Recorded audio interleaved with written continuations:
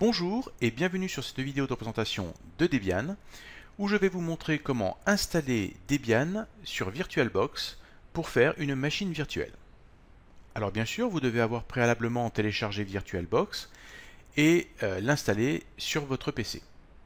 Ici, l'hôte des machines virtuelles sera donc un Windows 8.1. Donc la première étape consiste à aller sur le site de Debian, donc www.debian.org, puis nous allons cliquer sur le menu Obtenir Debian. Comme vous pouvez le voir, plusieurs possibilités s'offrent à vous. La première possibilité est de télécharger une image NetInstall qui va vous permettre d'amorcer une installation qui va se faire par Internet. Donc ce fichier est petit à télécharger, mais tout le reste de Debian va être en fait téléchargé lors de l'installation. Donc je conseille ce type d'installation que si vous avez une connexion Internet à haut débit, voire même à très haut débit de type fibre optique.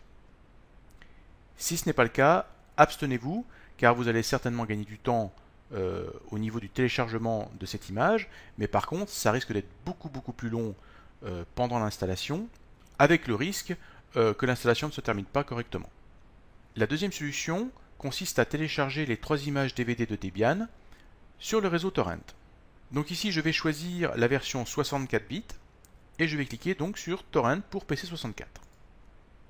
Je vais descendre pour voir le bas de la page et vous voyez qu'en bas de cette page, nous avons donc 3 fichiers torrent, DVD1, DVD2 et DVD3, sur lesquels je peux cliquer pour commencer le téléchargement. Alors pour télécharger ces fichiers torrent, bien sûr, vous devez avoir un client torrent installé sur votre PC. Donc ça peut être BitTorrent, uTorrent, mais moi je vais vous en conseiller un que j'affectionne particulièrement, c'est QBitTorrent. Donc n'hésitez pas à l'utiliser, il est très simple d'utilisation, très sympa, il fonctionne sous Windows, sous Linux et sous macOS. Donc n'hésitez pas, c'est un très bon petit client BitTorrent qui, je trouve personnellement, est d'une très grande simplicité et d'une très grande efficacité. Donc maintenant, vous devez avoir un dossier dans lequel vous avez donc les 3 images que vous avez téléchargées des 3 DVD. Maintenant, nous allons vérifier que ces 3 fichiers sont bien des fichiers originaux de Debian. Donc nous allons revenir sur le site de Debian et nous allons télécharger sh1sums. Nous allons faire un clic droit dessus et enregistrer la cible sous.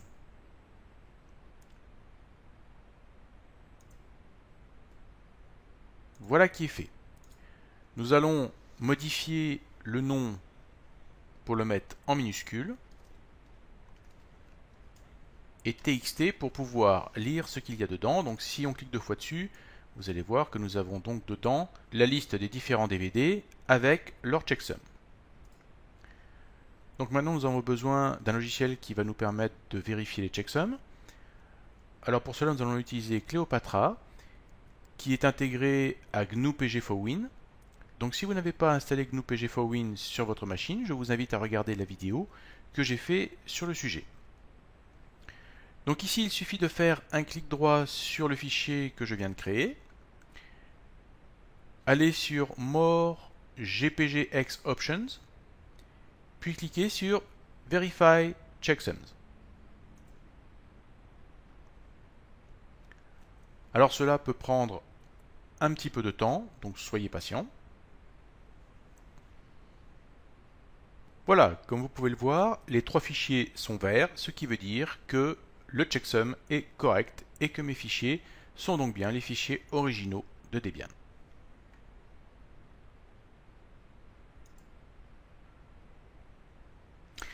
Bien, passons maintenant à l'installation de notre machine virtuelle.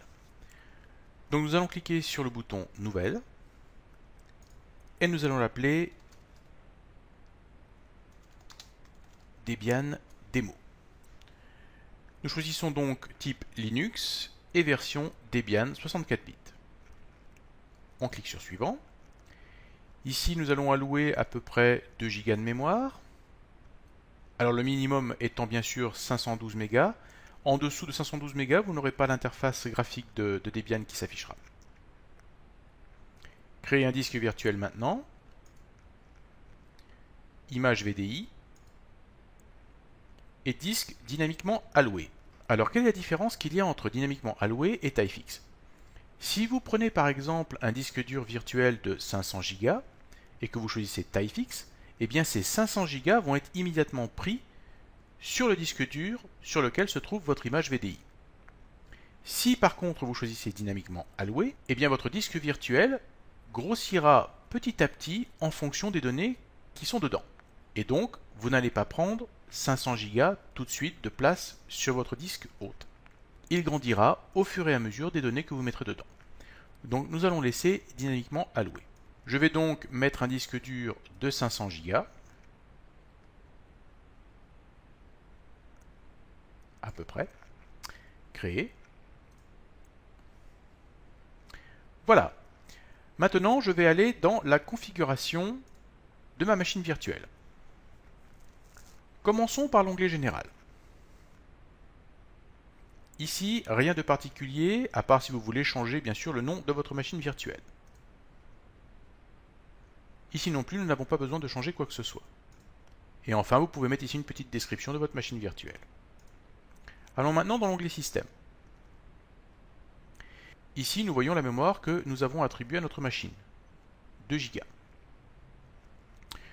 Nous n'avons pas besoin du lecteur de disquette, nous avons juste besoin du disque CD, DVD et du disque dur. Ici, comme système de pointage, nous avons tablette USB, mais comme je ne suis pas sur un écran tactile, je vais préférer me mettre sur souris PS2. Passons au processeur. Ici, vous voyez que la machine hôte a 8 processeurs. Donc, je vais en profiter pour mettre, pourquoi pas, un deuxième processeur à Debian, ça le rendra plus véloce, plus rapide. Nous allons aller dans Accélération. Alors ici, si vous n'avez pas ces options d'activer, je vous invite à regarder dans le BIOS de votre machine si dans le BIOS ces options sont activées. Car en fait, ce sont des particularités qui sont propres à votre machine hôte. Il faut que votre processeur soit capable d'activer VTX et AMDV. Donc allez dans le BIOS de votre machine, vérifiez que votre processeur est bien capable de faire VTX AMDV et activez ces fonctionnalités dans votre BIOS car elles ne sont pas forcément activées par défaut. Nous allons aller maintenant dans Affichage. Donc ici nous allons mettre la mémoire vidéo au maximum de façon à avoir une interface graphique la plus fluide possible. Et nous allons également activer, pourquoi pas, l'accélération 3D. Allons maintenant dans Stockage. Ici, donc, nous avons notre lecteur DVD dans lequel nous allons pouvoir mettre l'image du DVD Debian que nous avons téléchargé. Donc, nous allons cliquer dessus. Et nous allons cliquer sur le petit disque qui se trouve ici. Et cliquer sur Choisir un fichier de disque optique virtuel. Je vais donc choisir mon premier disque, le DVD 1. Vous voyez qu'il est chargé. Maintenant, ici nous avons notre image VDI qui représente en fait notre disque dur virtuel. Alors si votre fichier VDI qui représente donc votre disque virtuel se trouve lui-même sur un disque dur SSD, n'oubliez pas de cocher Solid State Drive ici. C'est mon cas, donc je vais le cocher. Nous allons cliquer sur Son. Donc ici nous avons donc une carte son virtuelle qui a été paramétrée, donc nous n'allons rien toucher à ça. Nous allons aller sur Réseau. Alors Debian fonctionnera très bien avec un mode d'accès réseau NAT, mais je vous conseille plutôt d'utiliser l'accès par pont qui vous permettra d'avoir un plus grand paramétrage de votre carte réseau virtuelle, en particulier le mode promiscuité qui vous permettra de faire communiquer vos machines virtuelles entre elles ou votre machine virtuelle avec son hôte. Ensuite nous allons aller sur port série, ici nous n'avons aucun besoin de port série. USB, donc si vous avez l'intention d'utiliser des clés USB avec votre machine Debian, c'est ici que vous allez pouvoir les ajouter. Et enfin, dossier partagé qui va vous permettre de partager des dossiers entre votre machine hôte, qui est ici Windows 8.1, et votre machine virtuelle Debian. J'aurai l'occasion dans une prochaine vidéo de vous montrer comment on fait pour partager un dossier entre l'hôte et la machine virtuelle.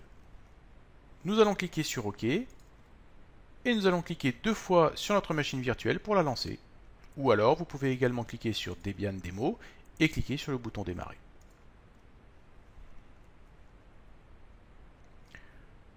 Donc la machine virtuelle se lance. Il va démarrer sur le DVD virtuel que nous avons mis dans le lecteur. Et vous voyez que nous avons le menu d'installation de Debian qui s'affiche.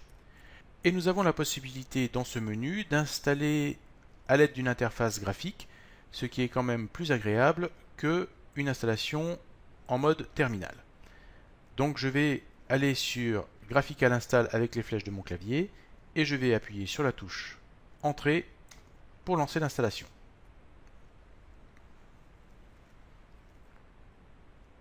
Donc la première page vous invite à choisir la langue, donc je vais descendre sur français et je vais appuyer sur la touche entrée de mon clavier. Ensuite le fuseau horaire, donc France, touche entrée, et enfin le clavier qui est également français, touche entrée.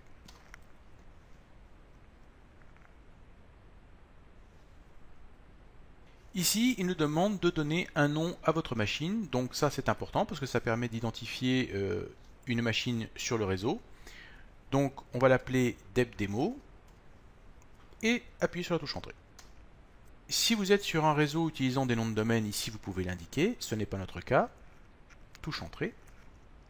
Ensuite, il nous demande le mot de passe du super utilisateur root. Alors, qu'est-ce que c'est que ce mot de passe ? Eh bien, l'utilisateur root est en fait un super utilisateur qui va avoir tous les droits sur la machine Debian. Vous allez avoir besoin de ce super utilisateur pour en fait installer des logiciels ou modifier certaines données qui sont protégées par ce super utilisateur. C'est l'équivalent du mode administrateur de Windows. Donc ici, je vous conseille de mettre un mot de passe assez fort, car ce mot de passe protège énormément la sécurité de votre machine Debian vis-à-vis de logiciels malveillants qui tenteraient justement d'utiliser le compte super utilisateur pour accéder à tous les fichiers de votre disque.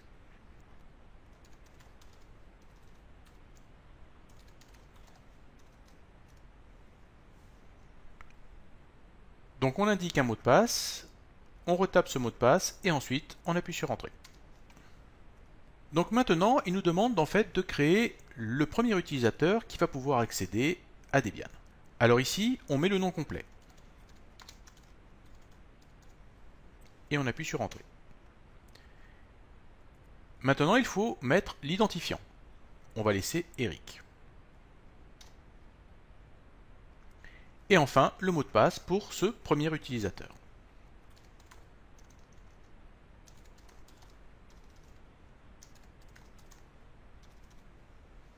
Et on appuie sur Entrée.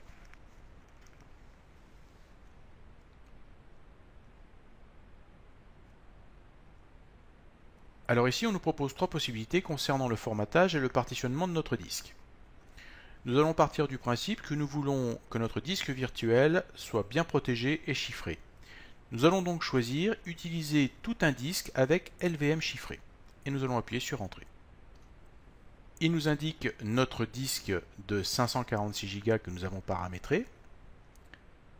On appuie sur Entrée. Alors ici, il nous propose différents partitionnements. Faire une partition home séparée peut être une bonne idée pour augmenter la sécurité. Mais ici, nous allons tout simplement faire une partition classique et nous allons choisir la première option. Maintenant, il nous demande de confirmer ce choix pour commencer à écrire sur le disque. Donc, nous allons dire oui et nous allons appuyer sur la touche Entrée. Ici, il va commencer un wiping en fait du disque dur. Si vous ne savez pas ce que c'est qu'un wiping, je vous invite à regarder la vidéo que j'ai faite sur le sujet. Ici, étant donné que c'est une machine virtuelle, nous n'avons pas vraiment besoin de ce wiping, donc nous pouvons cliquer sur Annuler et passer à l'étape suivante. Maintenant, il nous demande le mot de passe qui va servir à déchiffrer notre disque dur. Donc ce mot de passe est extrêmement important et je vous conseille de mettre un mot de passe complexe. Ici, pour les besoins de la démo, je vais me contenter d'un mot de passe simple.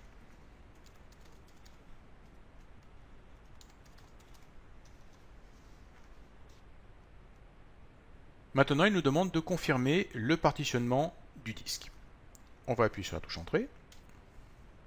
Et il nous demande de confirmer l'application de ces changements. Et je dis oui.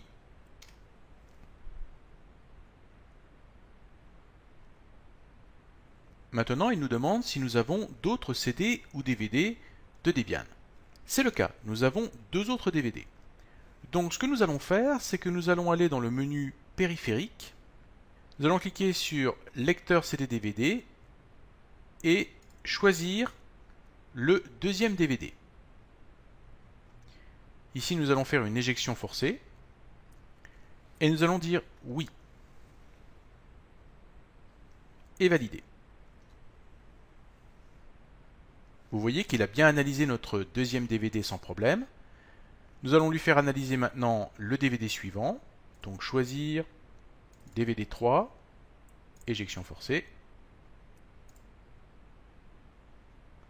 Oui et continuer. Voilà qui est fait. Maintenant, nous allons remettre notre DVD 1.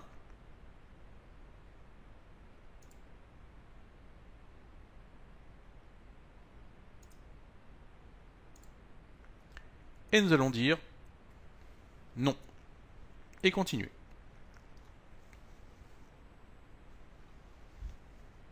Ici, il nous demande si nous sommes d'accord pour envoyer des rapports d'utilisation à Debian de notre installation. Nous allons laisser sur non et nous allons cliquer sur continuer. Alors c'est ici que vous allez pouvoir choisir l'interface que Debian va utiliser. En effet, comme vous le savez, Linux utilise beaucoup d'interfaces différentes. Pour ma part, j'ai une préférence pour GNOME. Mais beaucoup d'utilisateurs n'aiment pas GNOME pour la bonne et simple raison, c'est que ça ne ressemble pas du tout à Windows. Donc si vous préférez une interface plus proche de Windows avec un menu démarrer, je vous conseille d'utiliser l'interface Cinnamon ou l'interface KDE qui est beaucoup plus proche d'une interface de Windows. Si vous ne sélectionnez aucune de ces interfaces, ce sera GNOME qui sera utilisé par défaut. Donc ici, étant donné que je préfère GNOME, je ne vais rien toucher, je vais laisser toutes les coches telles qu'elles sont. Et je vais cliquer sur continuer.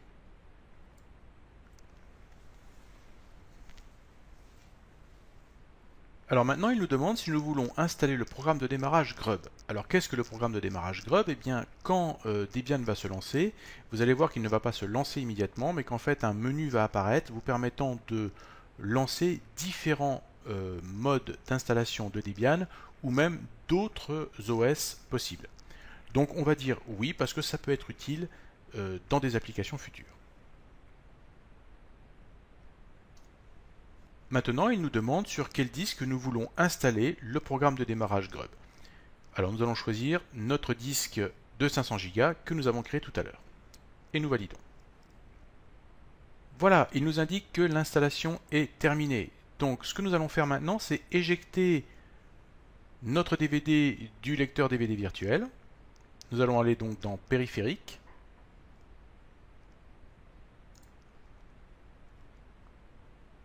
Lecteur CD-DVD et vous voyez bien c'est grisé donc il est déjà éjecté. Si ce n'est pas le cas, cliquez sur éjecter et cela va éjecter le DVD virtuel. Nous allons maintenant cliquer sur continuer.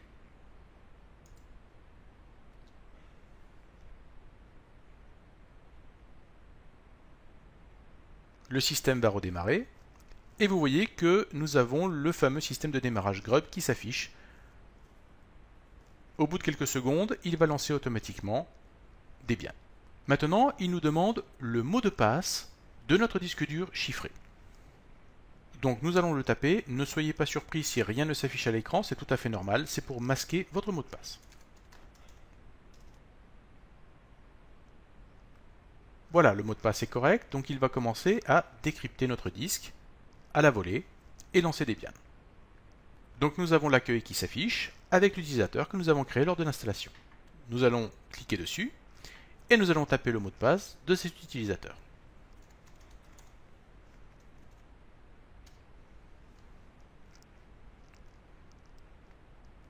Voilà, nous sommes sur Debian. Alors maintenant, comme vous pouvez le voir, l'interface de Debian sous VirtualBox n'est pas particulièrement fluide, la résolution n'est pas exactement celle que l'on voudrait. Donc pour que Debian puisse parfaitement fonctionner à son plein potentiel sous VirtualBox, il va falloir installer les packages invités de VirtualBox. Alors nous allons aller dans Activités et nous allons rechercher le gestionnaire de paquets. Donc Donc je tape Gestio et vous voyez que nous avons ici gestionnaire de paquets. Je vais cliquer dessus et vous voyez que immédiatement il nous demande le fameux mot de passe du super utilisateur root. Donc attention, ce n'est pas le mot de passe de l'utilisateur permettant de rentrer dans la session de Debian, c'est bien le mot de passe administrateur root qui vous est demandé ici.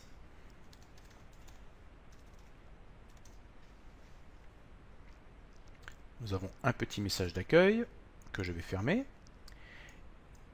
Et ici, nous allons cliquer sur Rechercher et je vais taper VirtualBox Guest. Et je vais valider.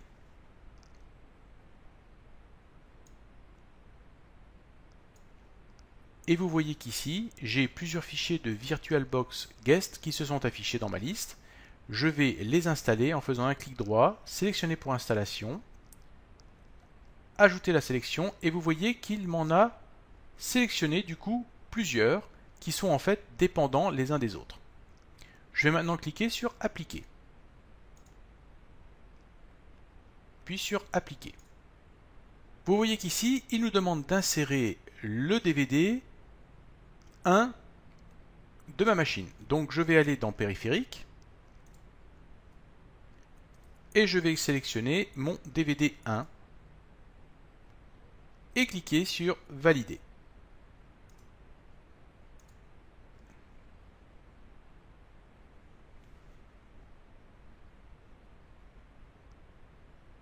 Voilà, il m'indique que les fichiers invités de VirtualBox ont été correctement installés. Je vais cliquer sur Fermer. Et maintenant, il me demande de mettre le DVD 2. Donc, je vais cliquer sur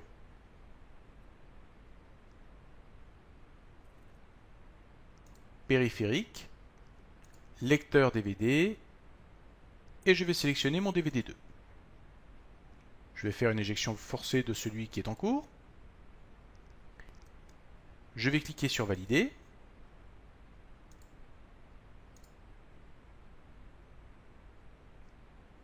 Il me dit que les modifications ont été appliquées. Je fais Fermer. Voilà qui est fait. Ce que je vais faire maintenant, c'est que je vais redémarrer ma machine. Je vais cliquer sur le menu en haut à droite. Et je vais cliquer sur Redémarrer.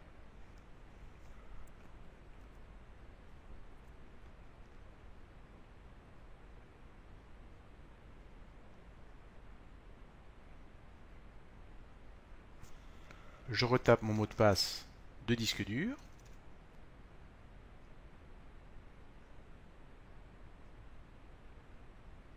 Je m'identifie.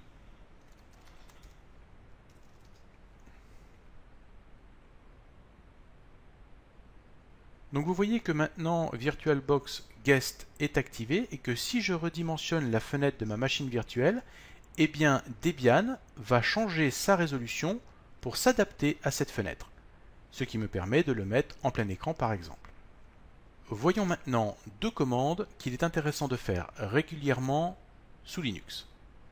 Je vais aller dans Activités et je vais rechercher le terminal.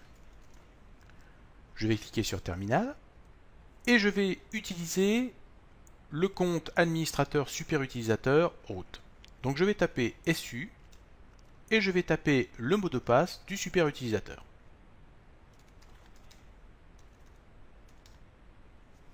Donc comme vous le voyez, nous ne sommes plus sur eric@debdemo, mais sur root@debdemo. Donc la première commande qu'il faut utiliser régulièrement, c'est apt-get update, qui permet de mettre à jour la liste des paquets de Debian. Et la deuxième commande qu'il faut faire régulièrement, c'est apt-get upgrade, qui va permettre de mettre à jour Debian. Voilà, comme nous venons à l'instant d'installer Debian, il a déjà fait les mises à jour nécessaires durant l'installation. Mais n'oubliez pas de taper ces deux commandes assez régulièrement pour être sûr que votre Debian est toujours à jour et en particulier que les patchs de sécurité sont régulièrement installés. Voilà, j'espère que vous avez aimé cette vidéo, merci de l'avoir regardée et à très bientôt pour d'autres vidéos.